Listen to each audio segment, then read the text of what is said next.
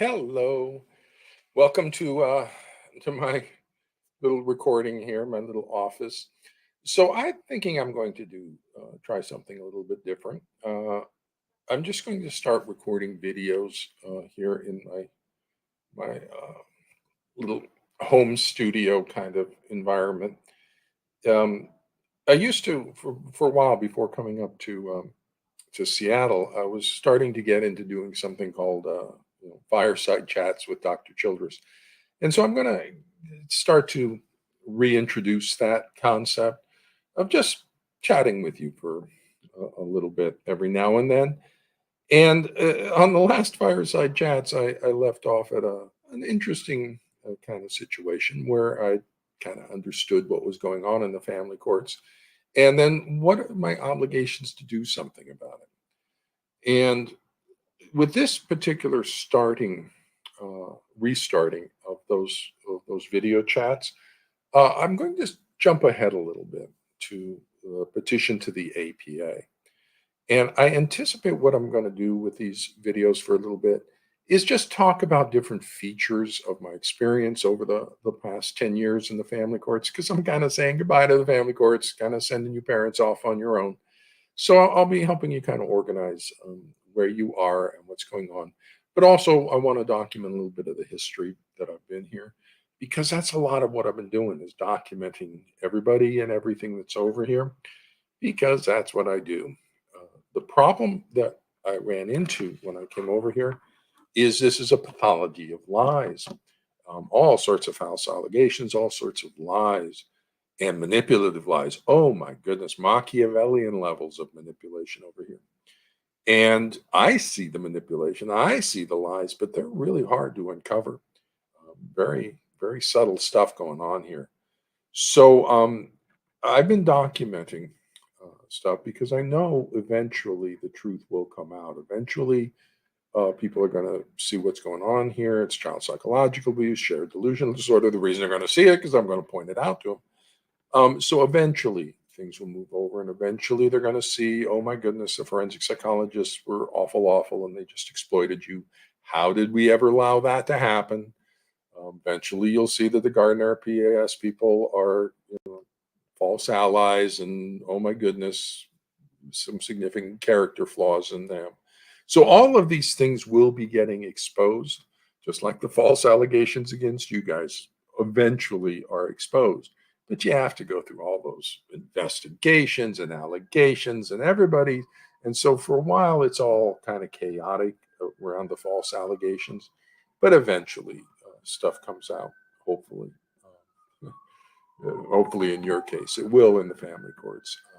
It will be moving through. I anticipate it's going to go into a period of heavy destruction. I think the forensic psychologists are going to take massive hits, and I don't think they're going to be able to survive because it's a distasteful, bad practice. And I think it's going to be uncovered, and the moment it's uncovered, they're kind of gone. But then I also think no clinical psychologist is going to work here. If it's not safe for me to work here, knowing what I do, 10 years over here, all the experience, everything I know, and it's not safe for me, it's not safe for any clinical psychologist to work here. And this is the abuse pathology: spousal abuse, child abuse, and psychologist abuse. Dorsey Pruder abuse. I'll put her in on this too. Dorsey's just over here trying to be helpful. And she's just getting slammed with abusive stuff for years and years and years. Says something about her character she hadn't left.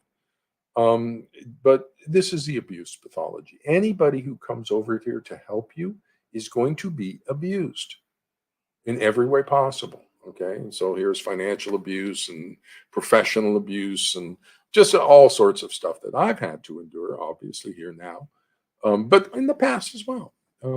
It's been just incredibly stressful, incredibly dangerous. Slander all the time. I had one person on my website, on my Facebook page, would just come every day and just call me names and verbally abuse me because he could. It's like it's just that attitude over here that abuse is acceptable, and the abuse of the professionals is acceptable, and it's not. Okay? There's no clinical psychologist who's going to work with this pathology under under those circumstances. I work trauma pathology. I've worked with this pathology as a clinical psychologist. There are ways we can manage it, the abuse and the danger over here, but we got to get a handle on it. It's just out of control. The So I'm going to anticipate. I'm going to film up these little short sort of segments talking about this and that. I hope to keep them around 15, 20 minutes. And so about 15, 20-minute point, no matter where I am, I'm probably just going to wrap up that segment and then just go on to the next segment. So you might find these in a series of things. So I wanted to start here with the petition to the APA because that's kind of, I believe, active right now because it really, the American Psychological Association is going to ultimately be the solution for you, at least here in the United States, because they need to get involved and clean up the mess over here. They've just been negligently neglectful. Okay, and I think the word negligent is an important word to use here. Google it. It means failure to show proper care in doing something. So every time you see that I'm using the word proper, I'm attaching into negligence. They need to conduct a proper risk assessment for possible child abuse. They need to conduct a proper assessment for a shared persecutory delusion. If they don't, then they are negligent. And so I would also Google over to the Cornell Law School definition of negligence. Easy peasy right there, because it links to their duty, a failure in a duty. And for psychologists and all doctors, that's a failure in their duty to protect. We have two legally obligating duties, duty of care and duty to protect. And so they have failed in their duty to protect. And so that's the negligence because they failed to conduct proper assessments and all sorts of things. So those are the grounds for the malpractice lawsuits. But I know malpractice lawsuits cost you money, and so there are a variety of reasons. I won't go into why it seems like you can't generate any malpractice lawsuits out there. But so the petition to the APA, about 2018 is when I put this in. And I want to explain what happened around that kind of inspired me to take that approach. So I came over here. I started about 2008. I fell down the rabbit hole. I was going into private practice, took one client in the family courts, wanted to see what was over here. And oh man, when I arrived here, because I'm out of trauma, I'm a real clinical psychologist, I immediately recognized what the pathology is. Within 20 minutes of my first encounter with it, shared persecutory delusion, cross-generational coalition, narcissistic, borderline-ish parent. And yeah, 20 minutes, I confirmed it with the second session with the pathological parent. And they said, yeah, that's what we got here. But then I was introduced to the failures of the system in responding to that. And I became, whoa, what's going on? And I looked into it further and further and was amazed. We have active child abuse and active spousal abuse that no one's doing anything about. In addition, the spousal abusers and child abusers are the psychologists. Now, the pathological parent is the source of the pathology, but if you believe a shared delusion, you become part of the shared delusion. You become part of the pathology. And when that pathology is child abuse, you become part of the child abuse. And so the psychologists, the forensic psychologists that were here, were, because they are ignorant and unethical and just stone cold ignorant, they are misdiagnosing the pathology, or failing to recognize what the pathology is: a shared persecutory delusion, psychological child abuse, factitious attachment pathology imposed on the child. And so as a result, they are believing the shared delusion, which is participating in the child abuse and failing in their duty to protect. And that's the critical issue, is they're failing in their duty to protect. And that's the malpractice or the negligence involved in their practice. If they don't know how to conduct a proper risk assessment, if they don't know how to assess for delusional disorders, then they need to go away, learn, and then come back. But they're not allowed to just do it anyway, because then they misdiagnose stuff and they participate in the spousal abuse and child abuse. And you want proof of the participating in spousal abuse? How do you feel? Yep, there it is. Okay. And so they have duty to protect, obligations to protect you from that, what you're feeling. They have the obligations to protect you. Are they? No.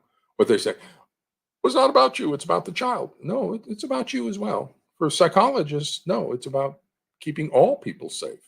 Child safe, parents safe, neighbors safe, everybody needs to be safe. We don't sacrifice anybody to abuse. So no, you're part of it. And the way we can keep everybody safe is if we switch to treatment rather than custody. If we try to figure out which parent deserves to have a child, somebody's going to get hurt. But if we fix everything in treatment, then nobody gets hurt. So as long as doctors remain as doctors, we can fulfill our obligations. But the moment we get into custody, we're going to wind up hurting somebody. Standard 3.04, we're not allowed to do that ever, ever, ever. Not even with terrorists, 3.04b. So, but somehow we're not allowed to harm terrorists, make them distressed, standard 3.04b. But we're allowed to harm you. Oh my goodness, we're allowed to take your kids away from you and destroy your life and do all sorts of stuff because I don't know. Because the forensic psychologists believe themselves to be exempt from ethical standards of practice. And they are, in fact, exempt from ethical standards of practice because the licensing boards exempt them. Why? Because all cases out of the courts get referred to for other forensic psychologists. Interesting. So you got this New York Blue Ribbon Commission on forensic custody evaluations just came out, and they got a couple quotes in there. They just slam the forensic custody evaluators, lack scientific validity and harmful to children, dangerous. So these forensic psychologists who have been doing these awful evaluations that are harmful to children and dangerous to children, they've been doing those. And they're also the very same psychologists who are sitting on the licensing boards hearing your complaints against the other forensic psychologists who are doing these awful things. So if the Blue Ribbon Commission's conclusions are correct, and they are, then these same psychologists are on the licensing boards hearing your complaints against the forensic psychologists. And so this is just a massive level of corruption into the mental health system.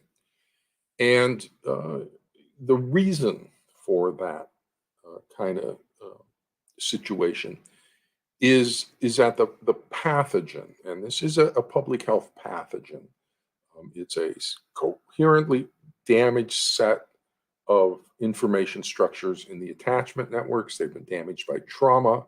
It's a coherent set of information structures are damaged, so it replicates itself in a characteristic set of symptoms. So it is a pathogen that creates pathology in a characteristic pattern. And that pattern is the symptoms based on the trauma damage to particular attachment networks. And so this particular pathogen has infested the mental health system, the minds, the brain networks, the attachment networks of the mental health people.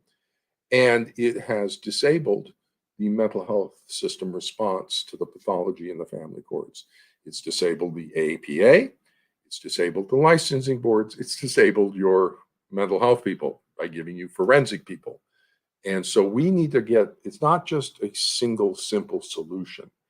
We have to see it more broadly as a public health solution. We have to cleanse the pathogen, the pathology-inducing thing in our brain networks, in our attachment. We have to cleanse that from the mental health system, particularly the APA. If you start with the APA and get the APA clean, everything else will work out. But right now, it's infecting the APA, disabling,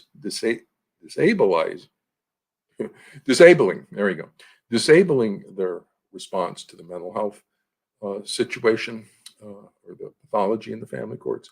And they're also infecting the licensing boards and disabling the licensing board response to the pathology in the mental health.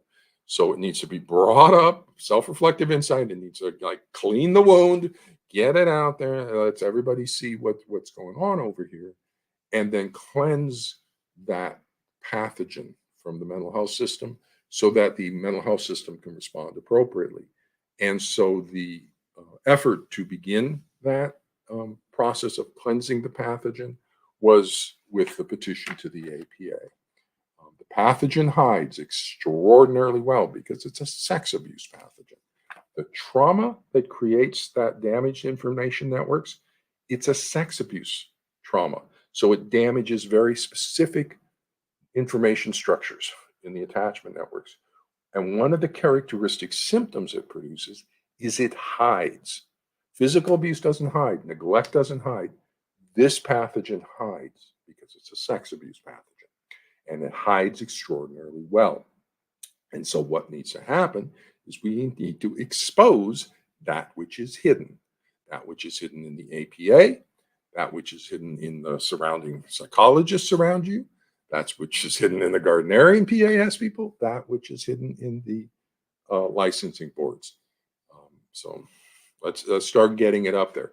That's why part of the reason I recommend one of the best things you can do from this point on is get me a debate with anyone, because the pathogen hides.